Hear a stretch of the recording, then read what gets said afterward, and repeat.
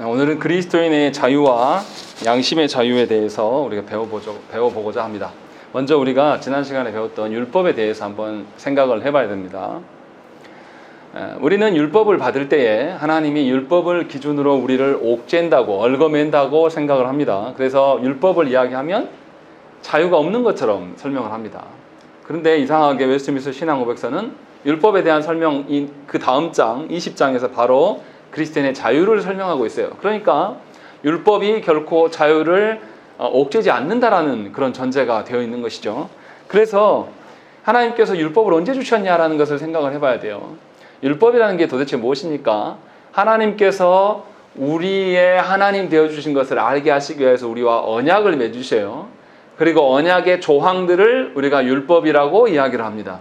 그러면 하나님께서 사랑과 언약을 맺어주셨다라는 것은 하나님께서 친히 미물인 우리들에게 와 주셨고 당신의 어떠함을 우리에게 보이셨을 때에 언약을 맺을 수가 있는 거예요. 그 과정 중에 율법이 제시된 것입니다.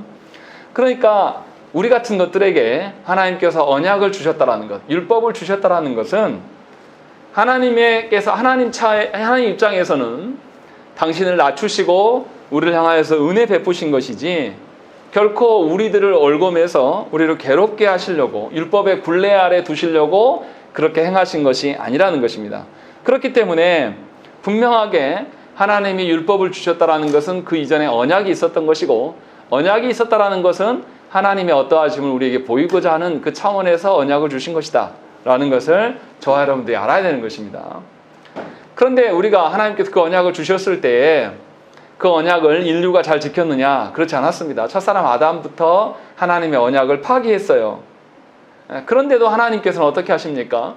이미 타락해버린 인류를 향하여서 구원의 길을 열어놓으시고 그 구원의 그 길을 열어두신 상태로 그냥 두신 것이 아니라 그의 후손들, 아담의 후손들에게 하나님이 또다시 언약을 주셔요. 아브라함과 이삭과 야곱에게 주시고 또 이스라엘 백성들에게도 계속해서 하나님의 언약을 주셨습니다. 그리고 그 안에서 율법이 드러난 거죠.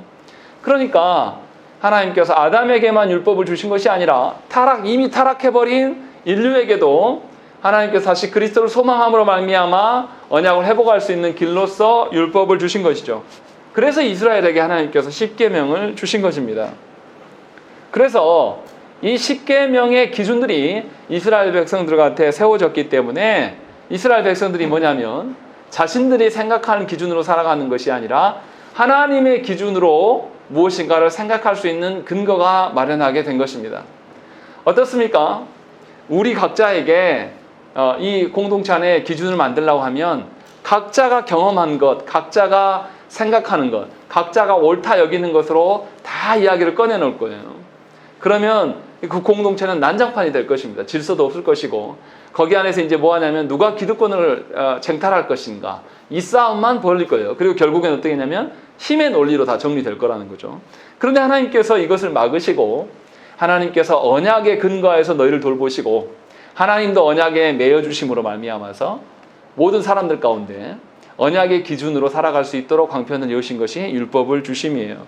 그래서 하나님께서 이스라엘 백성들을 곧바로 가나안 땅으로 이끌어 가시는 것이 아니라 출애굽한 이스라엘 백성들을 시내산으로 옮기셔서 십계명을 주신 것이죠. 그래서 이스라엘 백성들은 십계명을 근거로 말미암아서 거룩을 논할 수 있도록 하나님께서 제시해 주셨다는 것입니다. 율법의 이 기준도 제시되지 않으면 무엇이 죄이고 무엇이 하나님 앞에서 불법하는 일인가 라는 것에 대한 기준들이 사라진다는 것이죠. 그래서 신자는 어떻습니까? 이 하나님의 율법의 기준으로 살아가기 때문에 매일매일 생각하고 말하고 행동하는 것 안에서 살아갈 때에 하나님의 선하신 뜻을 발견하게 되는 거예요. 하나님께서 누구에게 율법을 주십니까? 누구에게 언약을 주십니까? 하나님의 구원받은 백성들에게 언약을 주시고 율법을 주시는 거죠. 그래서 율법의 기준이 있음으로 말미암아서 우리가 하나님의 의도를 살필 수가 있는 것이죠. 그리고 또 어떻습니까? 우리 중에 하나님의 언약을 존중하면서 그 율법을 완전히 지켜나간 사람이 없음도 확인하게 돼요. 그런데도 하나님은 놀랍도록 이 사회를 죄를 억제시키고 지켜주셔요. 이 우리나라 정치권들 봐보세요. 얼마나 말이 많습니까? 없는 이야기도 있는 것으로 만들고 뭐 예를 들면 한 정치인이 뭐 어떤 탤런트와 바람이 났네 어쩌네 그 여자가 들고 일어났죠 먼저. 그래서 뭐 다리 밑에 뭐 점이 있네 없네 해가지고 바지도 벗었잖아요. 검사들 그리고 또 그 피부과 의원과 몇 명이 입회하여서 바지를 벗어서 확인했는데 없었어요. 그런데 지금까지도 만들어내고 이제 또 군대를 못 갔다 오는 그 사람에 대해서 팔이 휘어진 것을 이제 사진에 나오니까 또 그 여자가 나한테도 저 팔을 보여줬다고. 말도 안 되는 그런 악의적인 일들 본인이 먼저 알았으면 먼저 말해도 되잖아요. 근데 그러지 않는데도 이 사회는 우리 사회는 아주 그것에 노란하고 사람들 언론이 이거 가지고 장난해 굉장히 불의하고 더러운 방식으로 상대방을 깎아나르기 위해서 행동하는 것들이 우리 사회에 만연해 있습니다. 그것을 보면 도대체 어떻게 나라가 지켜질까 의심이 들 정도예요. 국회의원들 하는 걸 꼬락서니를 보고 있으면 어떻게 저런 인간들이 나라를 대표해서 일하고 있는데도 이 나라가 망하지 않는가라고 생각이 들 정도라는 것이죠. 그것을 보게 되는 거예요. 그러니까 하나님의 그 엄밀한 율법의 기준들을 보니 우리 안에 죄성이 아주 가득하고 어느 누구도 그것들을 지키지 못하는데 놀라운 것은 하나님께서 율법의 기준으로 우리의 죄성을 억제하고 계신다라는 것을 경험할 수가 있게 되는 것입니다. 또 동시에 하나님께서 우리의 죄악을 폭로하십니다. 우리가 무엇이 죄인지를 알지 못하면 하나님 앞에 설 수도 없어요. 그런데 율법의 기준으로 인하여서 무엇이 죄인지를 바르게 보여내시면 우리가 그 율법의 앞에서 우리의 죄가 폭로되기 때문에 이제 하나님 앞에 정직하게 죄인됨을 고백할 수가 있는 것이에요. 우리는 얼마나 악한 존재냐면 우리의 죄된 것이 폭로되지 않으면 우리 스스로 어떻습니까? 감출 수 있다고 생각해서 하나님께 회개하지 않아요. 그러나 폭로되어지면 우리가 하나님께 회개도 하게 되고 그리스도를 찾게 되는 것입니다. 그러니까 율법은 정리하면 우리의 생활 전반에서 하나님의 기준과 하나님의 뜻이 무엇인지를 알게 해주고 또 우리는 이렇게 하나님의 율법을 어기고 엉망으로 살아가는데 이 사회가 구성되어져 가는 것을 볼 때 하나님이 우리의 죄를 억제하심으로 지키시는구나라는 것을 어렴풋이 알 수 있는 것이고 또한 우리의 죄를 폭로됨으로 말미암아 하나님의 자녀가 하나님께 회개할 수 있는 근거를 마련해 주신다는 것이죠. 그것이 이제 율법의 기능이에요. 그래서 신자는 어떻습니까? 자기의 능력으로 하나님의 선하신 기준을 못 맞추는 것을 너무 잘 알아요. 그래서 하나님을 의지할 수밖에 없어요. 성령 하나님을 의지하면서 하나님의 뜻을 알기를 원하고 예수 그리스도를 닮아서 우리가 하나님의 뜻대로 살기를 소망함으로 살 수 있는 그러한 기초가 마련되는 것이 바로 율법이라는 것입니다. 분명히 율법으로 구원받는 것은 아니에요. 예수 그리스도를 믿음으로 말미암아 구원받는 것이 맞아요. 그러나 율법이 분명히 복음과 다른 원리로 우리에게 주어진 것이 아니라는 것입니다. 복음을 더 깨닫고 복음의 테두리 안에서 머물게 하시기 위해서 은혜의 방패로 주신 것이 율법이라는 것을 깨달아야 되고 율법을 잘 지켜나감으로 말미암아 복음의 참된 의도를 우리가 알 수 있게 하신 장치가 율법이다라는 것이 이제 우리의 생각이어야 된다는 것입니다. 그래서 율법은 신자의 양심을 얽매이지 않습니다. 신자를 억지로 율법의 기준으로 강압해서 행하지 않아요. 참다운 하나님이 주시는 죄로부터의 자유를 누리게 하시고 그것을 하나님과 협력하며 살아갈 수 있도록 하나님께서 만들어주시는 것이 율법이라는 것입니다. 그래서 웨스트민스터 신앙고백서는 율법을 먼저 이야기를 하고 율법의 참된 기능이 무엇인지를 밝히고 그 다음에 그리스도인의 참된 자유가 무엇인가를 설명하는 거예요. 그래서 하나님이 주신 자유가 도대체 무엇이고 그 자유가 어떻게 우리의 양심을 훼손하지 않는 선에서 발현될 수 있는가를 오늘 말씀에서 저와 여러분들이 보셔야 된다는 것이죠. 이거 없이 율법만 알면 우리는 완전히 기계적인 인간이 될 것입니다. 한국교회가 그래요. 몇 가지 율법의 기준으로 모든 성도들을 다 휘어잡으려고 하는 것입니다. 그래서 아주 강압적이고 인격적이지 못한 방식으로 한국교회에 서 있어요. 왜냐하면 율법만 알고 사실 율법의 정신은 잘 몰라요. 그냥 율법의 껍데기만 알고 있는 것이고 하나님이 주신 자유를 발현하지 못하도록 율법의 조항들로 얽어매져 있기 때문에 우리가 이거에 익숙한 거예요. 그러나 웨스트민스터 신앙고백서에서 율법은 복음의 가치를 드러내는 것이고 예수 그리스도를 향할 수 있는 하나님께 순종할 수 있는 통로이다라는 것을 분명히 밝혔습니다. 그래서 자유할 수 있는데 그럼 도대체 그 자유가 무엇이냐라고 말하는 것이 오늘 말씀의 내용이에요. 자, 그러면 1항에 써져 있는 것이 뭔지를 먼저 봐야 돼요. 1항에는 뭐가 나오냐면 그리스도인의 자유가 무엇인가를 밝혀주고 있습니다. 그런데 먼저 자유가 무엇인가를 이야기하기 전에 그 자유가 우리에게 어떻게 온 것인가를 먼저 밝힙니다. 그래서 1항의 제일 첫 줄에 보시면 그리스도께서 복음 아래에 있는 신자들을 위해 값주고 사신 자유이다, 이렇게 말씀하고 있는 것입니다. 그러니까 신자에게 주어지는 자유라는 것은 값없이 우리가 받긴 했지만 이 값을 예수 그리스도께서 치르시고 사심으로 말미암아 우리에게 주어진 것이에요. 그래서 신자가 누리는 구원은 예수께서 대신 값을 치러주신다는 것을 전제가 우리가 있어야 돼요. 그리고 이것을 우리에게 어떻게 주셨습니까? 그리스도께서는 말씀과 성령의 깨닫게 해주심으로 말미암아 우리에게 부어주신 것이라는 거죠. 그래서 우리는 성령님의 역사하심, 내주하심으로 말씀을 통해서 그리스도를 깨달아 알게 되고, 그래서 그리스도와 연합되게 살아갈 수 있도록 하나님께서 허용하신 거예요.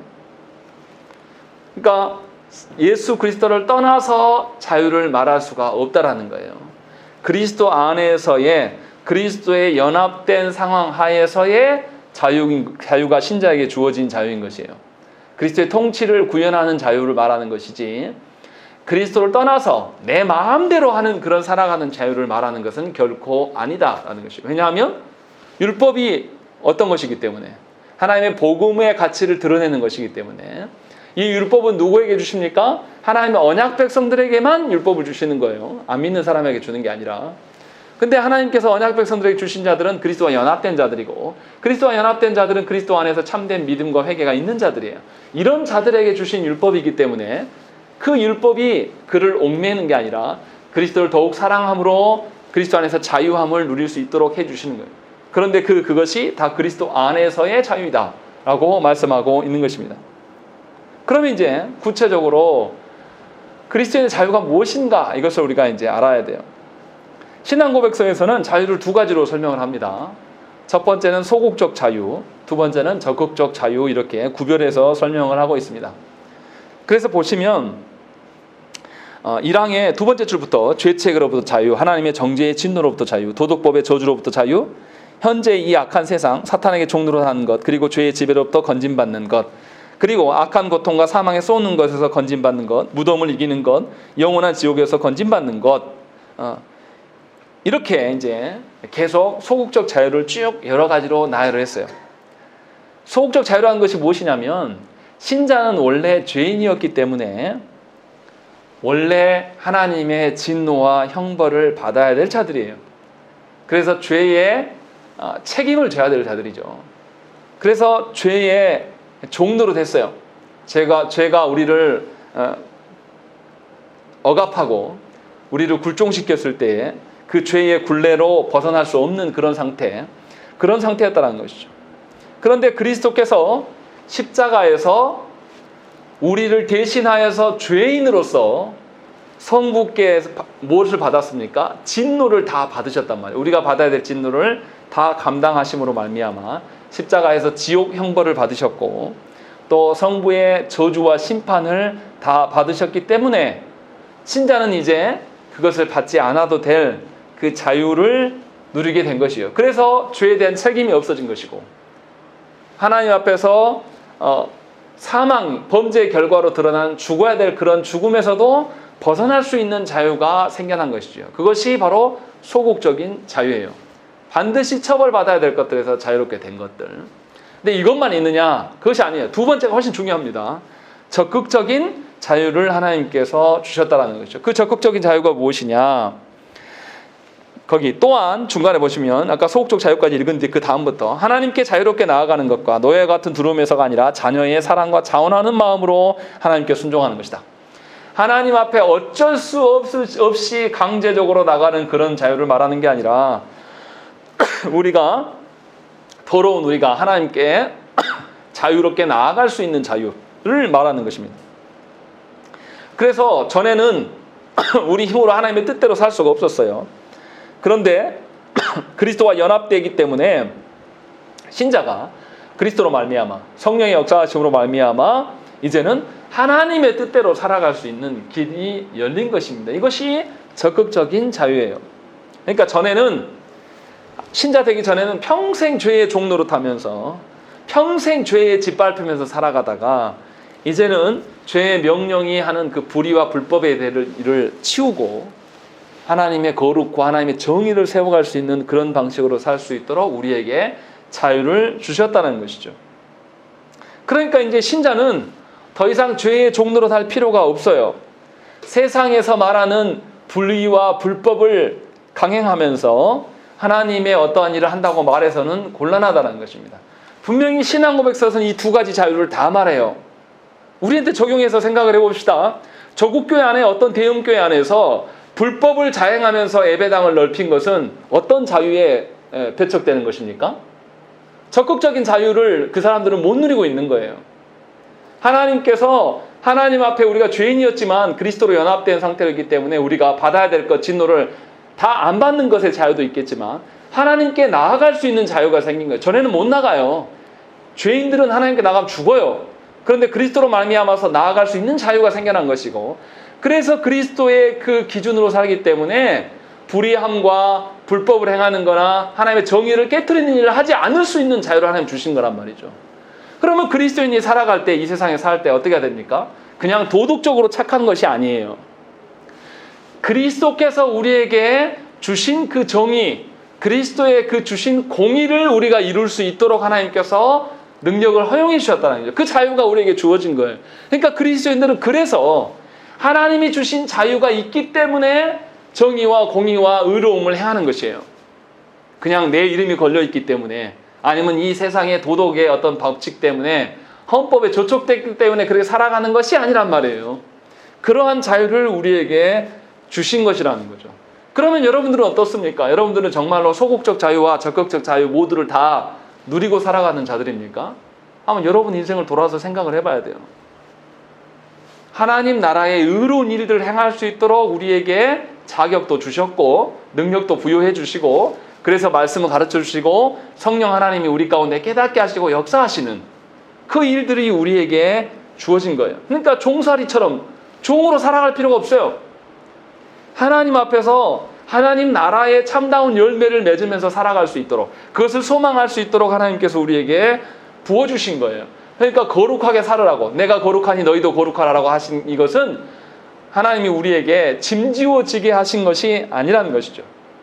그 거룩의 일들을 그리스도를 통하여서 성령 하나님의 역사하심으로 말미암아 친히 하나님께서 이루시고 우리를 주의 군사로서 의의 병기로 쓰임받기 위하여서 우리를 부르셨다는 것입니다. 그러니까 이제 그리스도인들은 어떤 자유를 누리냐? 하나님의 의중을 살필 수 있는 자유. 전에는 죄인이어서 전에 보지 못했어요. 그런데 하나님이 기뻐하실 만한 일이 무엇인가를 생각할 수 있는 그런 자유들, 이런 것들이 우리에게 주어진 것이죠. 이것을 사도 바울 선생이 뭐였습니까? 그리스도인은 죄에 대하여서는 죽고 그리스도 안에서는 하나님에 대하여 산자가 되었다라고 말한다는 것입니다. 이것이 두 가지 다 말하는 거죠. 죄에 대하여서 죽음, 죄에 대해서 죽음으로 말미암아 수동적인 자유가 우리에게 부여됐고, 이제 하나님의 의를 향하여서 우리가 산자가 되었기 때문에 능동적인 적극적인 자유가 우리에게 주어진 것입니다. 그래서 이 두 가지 모든 자유를 누리라고 우리를 하나님께서 불러주셨어요. 물론 우리에게 우리의 연약함이 없냐? 없지 않아요. 있습니다. 우리의 연약함이 있음에도 그리스도와 연합되어 있고 말씀을 통하여서 성령 하나님이 일하심을 우리가 보게 하기 때문에 그 삼위 하나님의 능력으로 우리가 자유할 수 있음을 기억하셔야 돼요. 자꾸만 나의 연약함과 나의 죄성만을 이야기할 것이 아니라 하나님께서 부여하신 자유를 나의 것으로 여기면서 살아가야 돼요. 그러할 때에 정말로 우리가 몸은 땅에 있으나 우리가 세상 속에서 살아가죠. 세상 속에 불의와 불법하는 일들에 살아가고 있지만 그 속에서 무엇을 말할 수가 있냐면 하나님 나라의 그 아름다움, 하나님 나라의 거룩함, 하나님의 나라의 영광과 정의를 말할 수 있는 자들이 누구냐면 그리스도인이라는 것입니다. 이것이 우리들에게 주어진 자유예요. 그런데 너무나 안타깝게도 조국교회 현실에서는 이런 자유를 누리는 성도들을 찾아보기가 참 어렵습니다. 희귀해요. 그래서 세상 사람들도 이러한 정의와 공의를 교회가 보여주기를 원합니다. 그래서 교회에 대해서 언론들이 비판하는 거예요. 야, 어떻게 교회에서 세습할 수가 있냐? 어떻게 교회 목사가 돈을 횡령하냐? 어떻게 교회 장로가 횡령하는 일에 같이 가담하냐? 어떻게 목사가 여자 성도들을 그렇게 성추행할 수 있냐? 이런 이야기들을 그래서 세상이 말하는 거예요. 어느 곳에서도 못 보니까 하나님의 자녀들에게서 주어진 자유를 통해서라도 보고 싶은 거예요. 그래서 성경에서 어떻습니까? 모든 만물이 그리스도를 오기를 소망한다라는 그런 취지가 바로 그 의미라는 것이죠. 이것이 우리에게 주어진 자유예요. 그러니까 얼마나 크고 놀라운 자유입니까? 하나님을 떠나서 내 마음대로 살아간다는 그 방종을 말하는 것이 아니라 하나님 안에서 죄로부터 자유하게 되고 이제는 하나님의 의를 향해 살아갈 수 있는 자유가 이미 저와 여러분들에게 주어진 것이죠. 그 자유를 누리시라는 거죠. 그리고 두 번째, 오늘 설교 제목에서 그리스도의 자유 이야기했고 양심의 자유가 나옵니다. 이 양이 양심의 자유에 대해서 말합니다. 그래서 처음에 이 양에 뭐라고 시작합니까? 하나님만이 양심의 주님이시다라고 말하는 것입니다. 양심의, 신자의 양심의 주인은 신자가 아니라 하나님이시다라고 밝히고 있어요. 그래서 신자들은 신앙과 예배의 문제에 있어서 신자의 양심을 규제하는 것은 있으면 안 돼요. 오직 뭐만 있어야 됩니까? 하나님의 말씀만으로 신자에게 신앙생활하는 것과 예배의 문제에 규제를 가할 수가 있는 것이에요. 그러니까 이렇게 되면 안 돼요.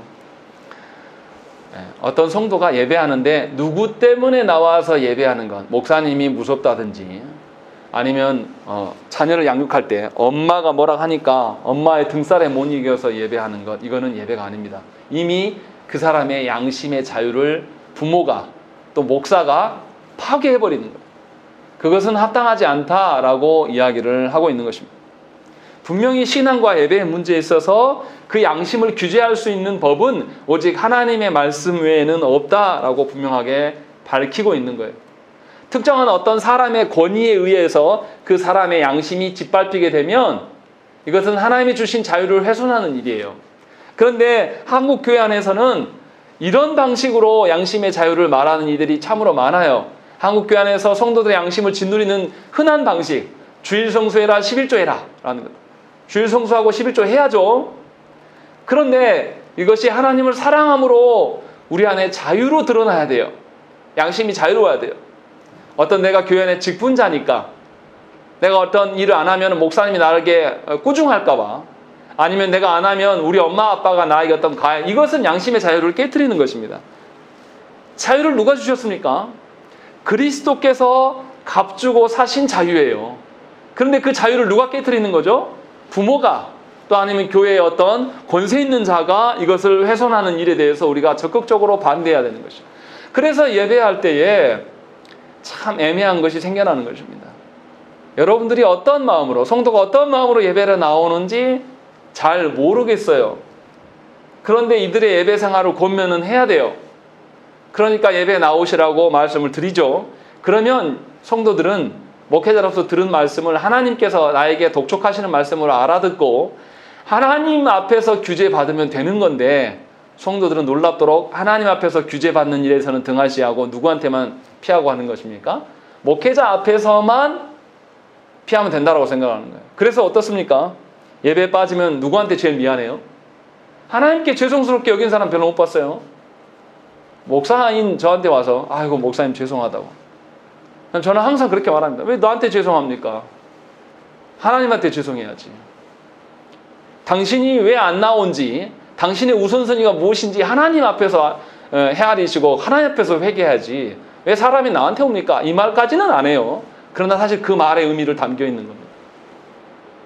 사람의 권위나 사람들 앞에서 내 체면이 어떻게 될까 봐 행동하는 것은 여러분들의 양심을 훼손하는 일입니다.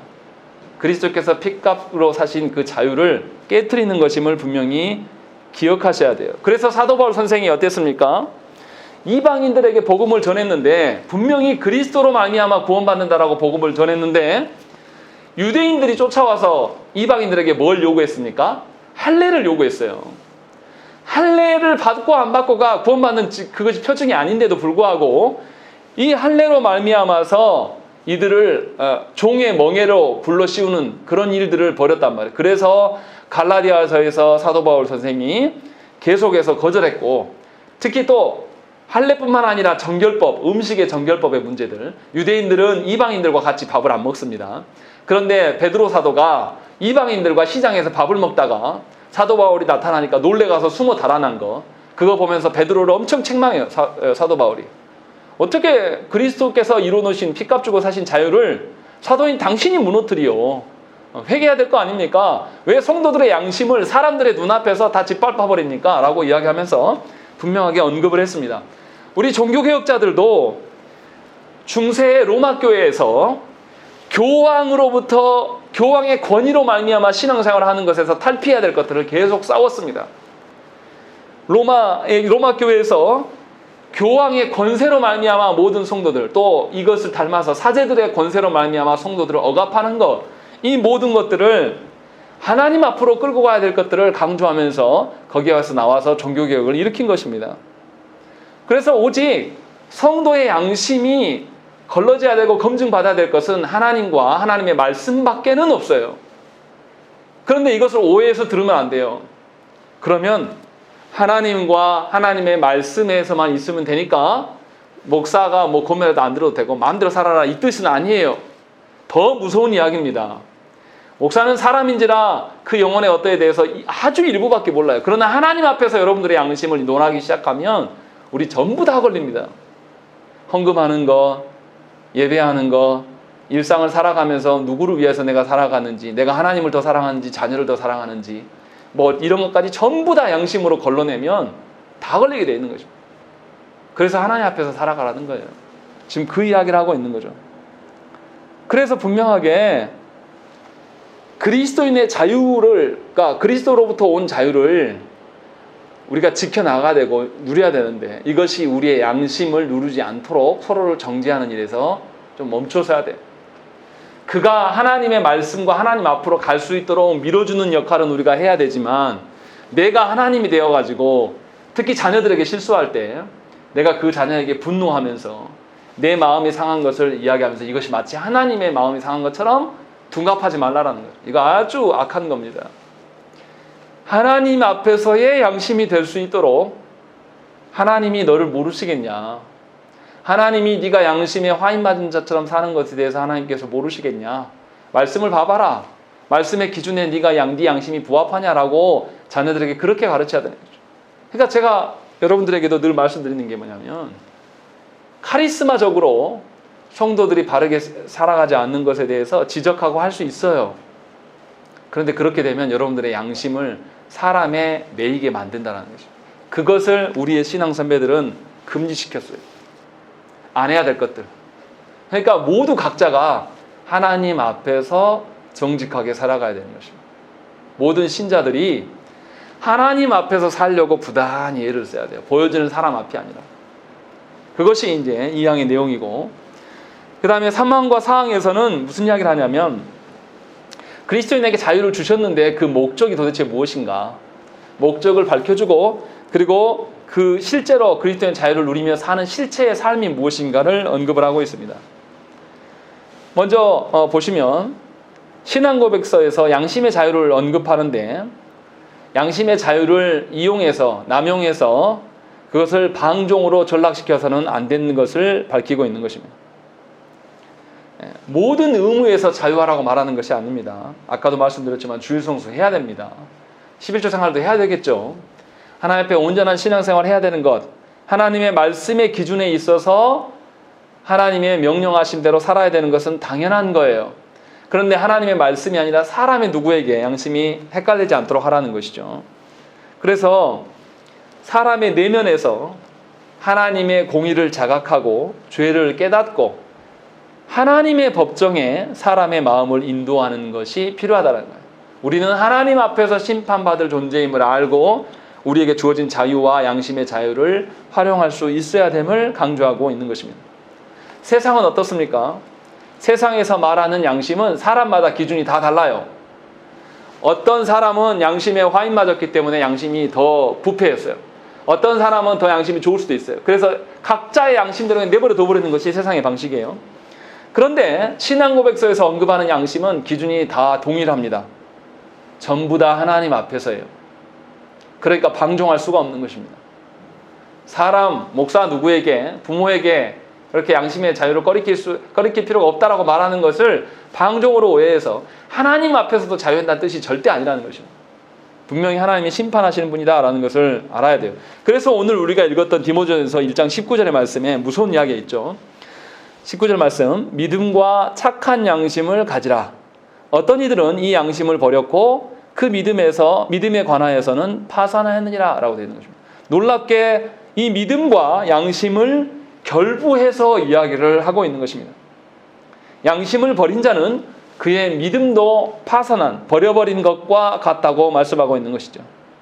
그러니까 믿음이 그리스도의 말씀으로 말미암는 것처럼 양심도 하나님의 말씀에 반응한 양심이어야 됨을 분명히 강조하고 있는 것입니다. 그래서 양심에 화인 맞은 자가 불행한 거예요. 예수를 믿는다고 말하지만 양심이 이미 다 팔아 넘겨져 가지고 하나님의 법도대로에서 벗어나고 자신이 생각할 때 앞가림하려고 하는 것을 굉장히 미련한 거예요. 전에 제가 말씀드렸잖아요. 인천의 어떤 교회에 그 교회의 목사가 있는데 그 목사 자녀가 그 교회 전도사로 왔어요. 근데 그 전도사가 젊은 20대 친구가 10대 여자아이들을 성추행을 한두 명이 아니라 여러 명을 건드렸습니다. 그랬는데 이 문제를 총회에서 처벌하지 않아요. 또 목사 자신도 그거에 대해서 양심에 화인이 맞아가지고 회개하는 것이 아니라 자기 자녀를 회개케 하는 것이 아니라 둘 다 아버지 목사도 그렇고 아들 전도사도 그렇고 이름을 다 바꿨어요. 제정신입니까? 양심에 화인이 맞아버린 거 이미 회개할 수 없어요. 그들은. 교단에서도 그들을 처벌하지 않기 때문에 양심이 돌아킬 수 있는 기회를 주지 않아요. 교단에서. 우리 합동교단이에요. 그래서 이번에 법정에서 7년형이 나왔습니다. 그런데 항소하더라고요. 양심에 화인 맞은 자들은 하나님이 두려워하지 않아요. 이 세상에서 자신의 문제만 덮고 지나가면 되는 거예요. 이름만 개명하고 우리가 다른 교회 이름으로 나가고 내 목사 이름만 바꾸면 사람 모를 것이다 라고 생각하는 거예요. 다 세월이 지나면 다 잊혀지겠지 라고 이야기하는 거예요. 그 과정 안에서 미안하지만 그 목사님은 그 아들을 제대로 양육하지 않았어요. 뭐 사역자이기 떠나서 이미 본인도 양심에 화인 맞았고 자녀도 마찬가지로 그 길로 인도하는 것이죠. 그것이 얼마나 두려운 것인가를 분명히 알아야 돼요. 그래서 사도 바울 선생은 양심을 버린 자는 믿음도 이미 파산한 것이다 라고 말하는 것입니다. 그러니까 여러분들의 양심이 하나님의 말씀 위에 서 있어야 돼요. 그렇지 않으면 우리의 믿음은 거짓된 것일 수밖에 없는 것입니다. 정리하면 선한 양심은 오직 하나님과 하나님의 말씀으로만 규제할 수가 있는 것입니다. 다른 어떤 것으로 행할 수가 없어요. 아무도 없더라도 신자가 하나님 앞에 있는 것을 생각한다면 신자가 혼자 있을 때 범죄하겠습니까? 혼자 있을 때 양심에 화인 맞는 짓거리를 하겠습니까? 그렇지 않아요. 그럴 수가 없는 것이죠. 근데 여기서 또 하나 살펴야 되는 거, 이제 그럼 양심을 적용할 때 어떻게 해야 되냐라는 거. 사항이 이제 그 이야기를 하는데요. 양심과 무관한 중립적인 문제가 있습니다. 그것까지도 구속시키면 안 돼요. 예를 들어서 입는 거나 먹는 문제, 이것을 가지고 어떤 율법을 따지면 안 된다는 것입니다. 아까 바울이 이야기했지. 바울이 그렇지 않습니까? 고린도 교회 성도들에게 우상에게 바쳐진 제물을 대해서 어떻게 할 것인가 했을 때 바울이 뭐라고 했습니까? 고린도 교회 안에는 많은 신전들이 있어가지고 옛날 사람들 고기를 못 먹잖아요. 도축을 하게 되면 전부 이 도축의 과정들이 우상 신전에 들렸다가 나온 고기들이란 말이에요. 그것이 시장에 다 팔린단 말이죠. 그때 바울이 먹으라고 했습니까? 먹지 말라고 했습니까? 먹어도 된다고 그랬어요. 하나님 주신 것이 선한 것이지 선하게 먹으면 된다고 한 것이죠. 그것이 양심을 거리끼는 것이 아니다 라고 이야기한 거예요. 그런데 우리가 이것을 잘못 받아들여가지고 한국교회 안에서는 어떻습니까? 뭐 우상에 바쳐진 재물을 먹으면 아픈다든가 뭐 이런 식의 방식으로 바라보는 것이 있어요. 물론 그 전에 무조건 먹어야 한다는 뜻이 아니에요. 먹을 것이 많은데 굳이 우상에 바쳐진 재물을 찾아서 먹는 것은 이건 악한 거죠. 양심에 화인 맞은 짓이죠. 그게 아니고 먹거리가 없었을 그런 상황에서의 상황을 말하는 것이죠. 입는 것도 마찬가지예요. 그리스도인들, 목사가 좋은 음식 먹고 좋은 옷 입으면 됩니까? 안 됩니까? 좋은 차 차면 됩니까? 안 됩니까? 목사가? 상관없는 문제예요. 이건 양심하고 상관없는 문제예요. 그런데 생각을 해봐야 돼요. 우리 교회 성도들이 전부 서민이에요. 어느 누구도 체어맨이나 뭐 이렇게 비싼 차를 아무도 못 탄단 말이에요.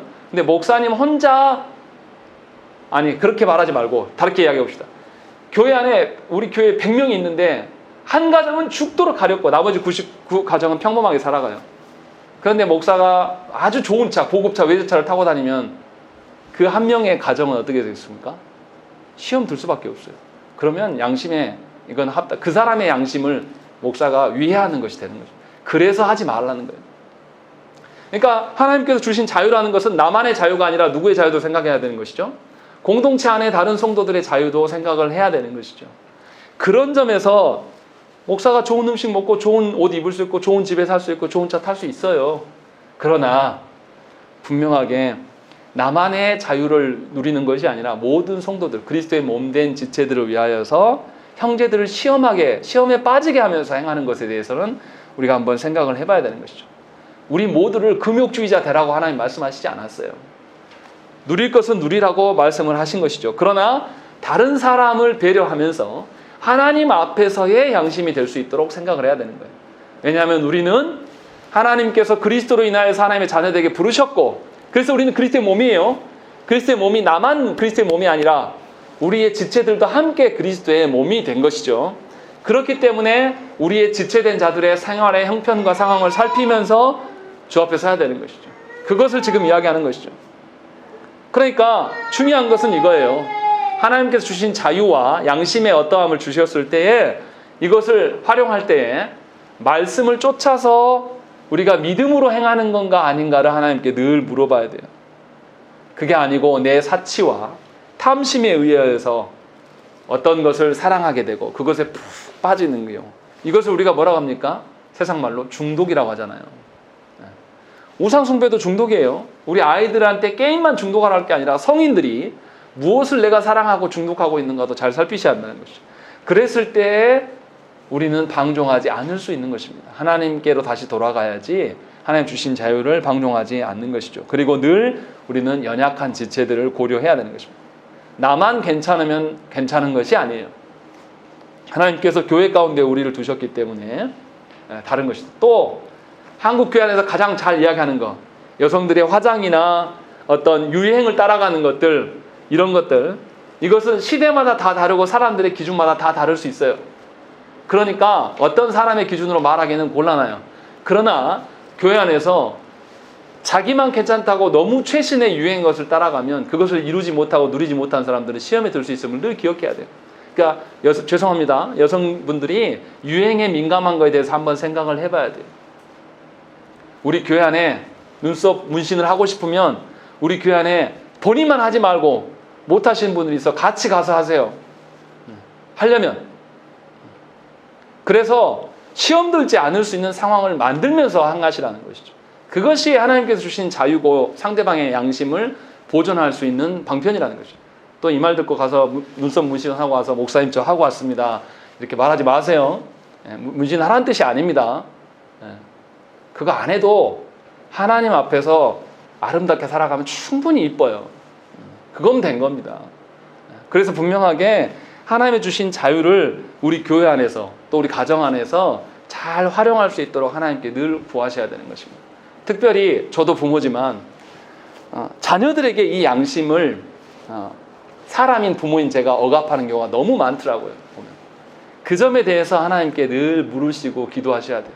내가 정말로 이 자녀가 내 자녀여서 이렇게 행하는 것인지 아니면 하나님이 주신 한 영혼으로서 대하면서 존중하는 것인지를 잘 구별하셔야 돼요. 가능하면 후자가 돼야 돼요. 내 자녀만 특별하고 내 자녀이기 때문에 어떻게 더 하는 행동들을 하나님 기뻐하시지 않아요. 분명하게 우리가 하나님 앞에서 정직하게 양심과 하나님 주신 자유를 잘 합당하게 쓰면서 그것을 고심하면서 살아가면 누가 배웁니까?